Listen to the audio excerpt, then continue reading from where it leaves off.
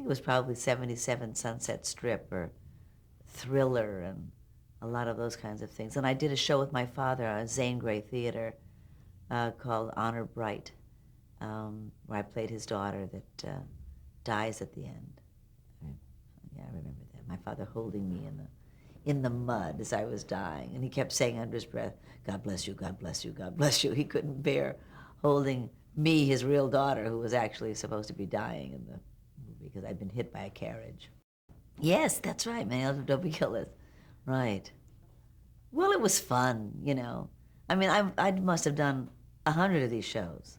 You know, that's why it's hard to remember exactly what the first one was, but I did so many, you know, small parts. My favorite, Martian, and some show that Tony Franciosa did, and it's all kinds of shows. I mean, as a young actress, you just take everything, you know, and it was great because, again, you get a lot of experience in front of the camera, you know, get over any kind of nervousness about that, and become comfortable so that eventually when you get a really good part, a really deep part, you know, you'll be unself-conscious. Because everything about working in front of the camera is about not being self-conscious. Yes. Do you remember? I did a Bonanza.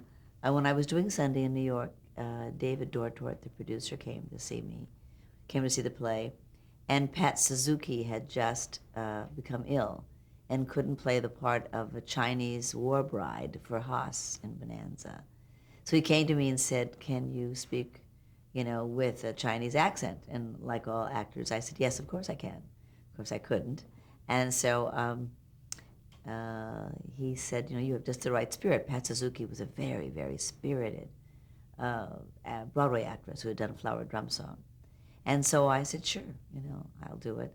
And anyway, they put some appliances in my eyes and different makeup and so forth. And I called Sandy Meisner in New York, who I'd also studied with, and I said, "How do I do a Chinese accent?" And he said, "Go to Ah Feng's restaurant and tape the waitress." And so I did.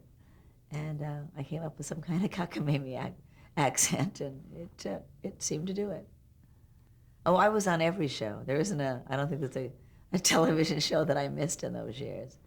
Yes, the McHale's Navy. I played something, Tim Conway had a crush on me, I think, and I was the daughter or the niece of somebody on the base, and he had this crush and acted like a crazy person around me, something like that.